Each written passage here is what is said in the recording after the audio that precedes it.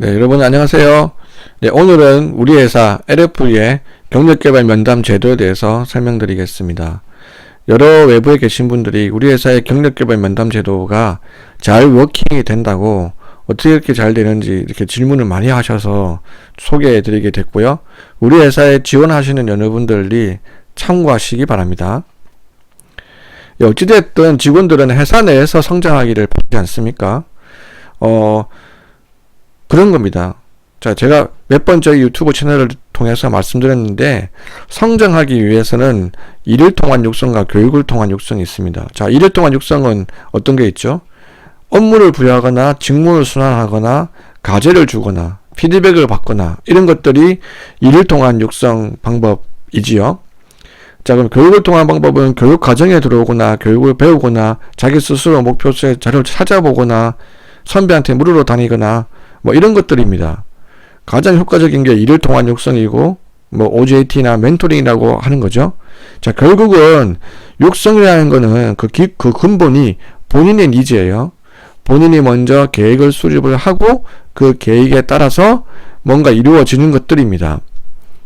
그리고 그 가장 효과적인 게 일을 통한 거고, 일을 통하면서 남한테 배우고 또 혼나고 또 꾸중 듣고 또 칭찬받고 멘토링 받고 이런 거예요. 결국은 타인에게 상호작용을 통해서 일어나는 것이 가장 효과적이다 하는 것입니다. 자, 이런 기본적인 개념을 알고 시작하겠습니다. 자, 그러면은 IDP라고 Individual Development Plan이 있으면 되겠네 라고 생각을 할 수가 있겠죠. HR 담당자라면 이렇게 생각하실 수 있겠습니다. 그러면 본인 스스로 경력개발 목표를 수립을 하고 거기에 따라서 스스로 하는 게가 근본이 되면 되겠네. 예, 맞습니다. 그게 맞죠. 자, 그런데 조금 아셔야 되는 게 있어요. 모든 직원이 다 직무순환을 해서 경력개발을 하는 게 맞습니까? 이 경력개발하는 게 어디서 나온 겁니까? 아니죠. 세계적으로 유명한 대기업, 큰 기업들이요, 전략적으로 사람을 키우기 위해서 즉 말하면 A급 인재, S급 인재를 키우기 위해서 경력 개발을 해서 이 사람을 앞으로 임원으로 어떻게 키울까, 사장으로 어떻게 키울까 하면서 경력 개발이라는 게 나온 겁니다. 그래서 쉽게 말씀드리면 사실은요, 모든 사람이 경력 개발이 필요한 게 아니라는 거죠. 직무 순환을 하고 경력 개발이 필요한 거는 사실의 그 근본적인 목적은 전략적으로 이 사람을 우리 회사에서 어떻게 키울까가 논의되면서 경력 개발을 하는 거예요. 그래서 본인이 한다 하더라도 회사에서 팔린다 해서 너는 경력 개발이 아직 아니야, 그리고 아직 할 단계가 아니야 라고 하면 안 하는 겁니다. 그런데 그걸 착각해서 내가 원하는 대로, 내가 희망하는 대로 회사에서 모든 걸 다 들어주겠지? 아닙니다. 그건 천만의 말씀이에요. 그렇지 않습니다. 그렇지 않다는 거예요. 여러 가지 조건들이 맞아야 되는 거죠. 자, 이런 개념이 하나가 필요하고요. 또 두 번째 개념은 뭐냐? 경력 개발의 HR 담당자가 계속 스터디를 하다 보면요, 듀얼 레더라는 개념이 나올 겁니다. 경력 사다리 이런 말들이 나올 건데 이걸 조금 설명드릴게요. 이건 무슨 말이냐면요, 모든 직원이 경력 개발이 직무 순환이 필요하지 않다는 거죠. 다시 말하면 경력의 최종 꼴이 두 개가 있다는 거예요. 하나는 이 사람은 제너럴리스트로 크는 사람, 하나는 스페셜리스트로 크는 사람이에요. 자, 제너럴리스트로 크는 사람은 사업가로 크거나 앞으로 부문장, 임원으로 클 사람들이죠. 스페셜리스트로 크는 사람은 R&D 직무에 있거나 아니면은 전문성이 굉장히 요구하는 직무입니다. 직무 순환을 하지 않고 이 분야로 쭉 커야 되는 사람이에요. 자, 그러면 제너럴리스트로 크는 사람은 직무 순환이 필요하겠죠. 그러나 스페셜리스트로 크는 사람은 직무 순환이 필요하지 않습니다.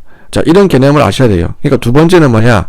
직무별로 이 직무는 직무 순환이 그렇게 필요하지 않은 직무도 있을 수 있다는 거예요.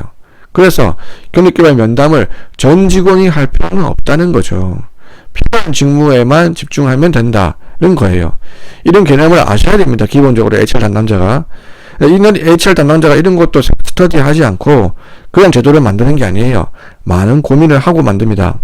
자, 그런데 왜 CDP가 잘 안 된다고 할 거예요? 자, 이거는요, 그겁니다. 회사에서 강력한 의지예요. 본인의 일단 의지가 필요하고 임원들 간의 합의도 필요하고요. 그 당시에 TO도 비워야 되고 여러 조건들이 맞아야 되는 거예요. 그리고 대부분 회사가 이렇게 해요. 저도 이전 회사에서 해봤는데요. 1월 달에 혹은 3월 달에 연간 목표 수립할 때, 팀장하고 면담할 때, 그때 자기의 개발 계획을 같이 수립해서 이야기하게 하는 경우가 대부분 우리나라 회사가 그렇게 하고 있습니다. 그러니까 어떤 상황이냐, 목표 수립에 묻혀버려요. 그리고 나중에 대해서 그걸 챙기지도 않아요. 아무도 안 챙기는 사람도 없어요. 결국 요식행위에 그치고 있습니다. 그러면서 직원들은 어떻게 하냐, 저녁에 다른 팀의 동기 만나가지고 회사 가다가 옆에 다른 팀의 팀장이 있다. 우연찮게 만나서 그 팀장이 야, 너 괜찮네, 우리 부서에 한 명 자리 비는데 너 올래? 이래가지고 그때 얘기 듣고 인사팀에 면담하고 이렇게 이루어지는 거예요. 굉장히 음성적으로 이루어지는 거죠. 그러니까 이거는 이렇게 해서는 안 된다는 거죠. 재밌는 얘기 하나 해드릴까요? 그 GE에 세션 C라고 있다는 거 얘기 많이 들으셨을 겁니다. HR 담당자는 다 아는 얘기예요. 세션 C가 뭐죠? 석세서 후계자를 선정하고 사람 육성을 어떻게 할 건가 논의하는 겁니다. 자, 그러면 신기하지 않습니까? 왜 세션 C인가? 왜 B는 없고 A는 없나? 세션 A는 없나? 있습니다. 세션 A는 전략이고요. 세션 B는 재무입니다.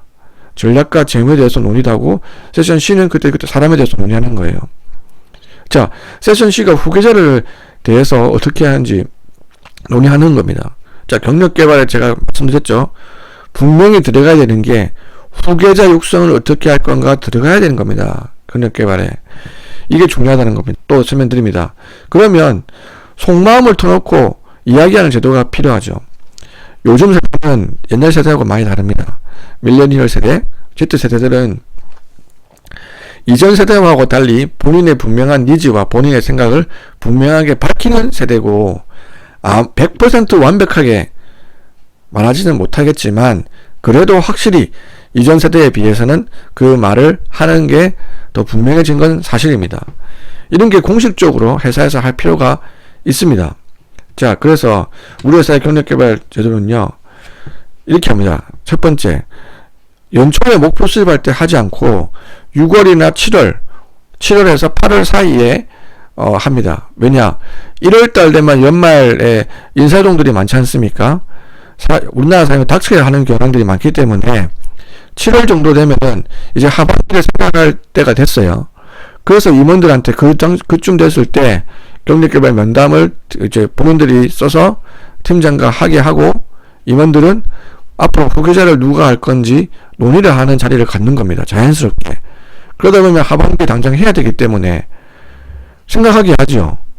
당장 6개월 뒤에 해야 되니까요. 그래서 우리는 일단 시기를 7월에 합니다. 7월에 하고, 목표 수립할 때 하지 않고 별도로 분리해서 합니다. 자, 프로세스는 이런 겁니다. 첫 번째 스텝 1, 1단계로 본인이 먼저 내가 그동안 해왔던 업무는 어떤 걸 해왔고, 지금은 어떤 업무를 하고 있고, 앞으로 나는 몇 년 뒤에는 이러이러한 업무를 하고 싶다.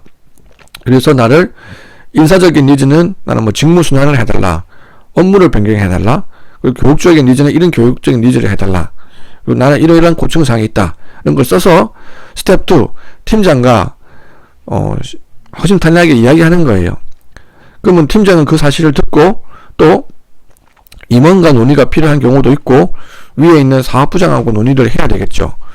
그리고 우리 팀에서는 그게 다 취합이 되면 그 취합된 걸 가지고 각 부문별 혹은 사업부별로 임원과 그 해당 부문 임원과 만나서 미팅을 합니다.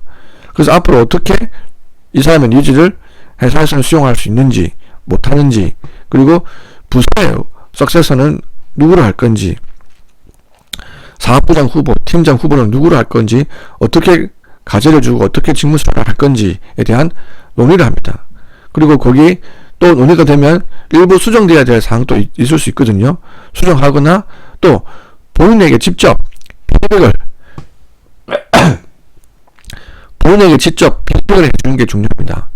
너는 이동을 희망하지만 그 받겠다는 네가 희망하는 부서에서는 너가 이러이러한 점이 모자라서 지금은 받지 못겠다고 한다.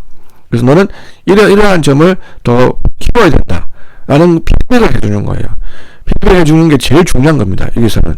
그런데 대부분 피드백을 놓치고 있죠. 그냥 했다, 시켜줬다.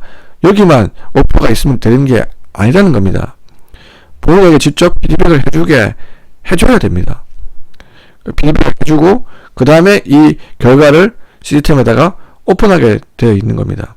자, 이런 경력개발 면담 제도를 해보니까 어떤 효과가 있느냐. 첫 번째, 팀장에게는 팀원이 어떤 니즈가 있는지를 파악하는 데 효과가 있습니다. 그리고 그 부서에 석세서를 누구를 할 건가를 선정하고 석세서를 육성하는 데 큰 도움이 됩니다. 그리고 두 번째는 직무순환, 연말에 직무순환 할 사람이 어떤 사람인지를 파악하게 되고 그 본인에게 피드백을 해줌으로써 내가 어떤 걸 더 올려야 되는지, 어떤 게 모자라는지에 대해서 본인 스스로 느끼게 되는 거죠. 그리고 세 번째는 전 직원들이 느끼는 교육적인 니즈를 파악을 해서 교육 과정을 만들어주거나 그 사람에게 맞춤식으로 교육을 열어줄 수 있다는 겁니다. 이제는 세대가 많이 바뀌고 시대가 많이 바뀌었습니다. 속마음을 터놓고 이야기하는 제도, 경력개발 면담 제도, 이런 것들이 필요한 시기가 아닌가 생각되고요. 제대로 워킹되게 하는 HR 담당자들이 필요한 것 같습니다.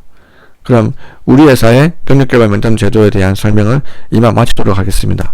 여러분 안녕.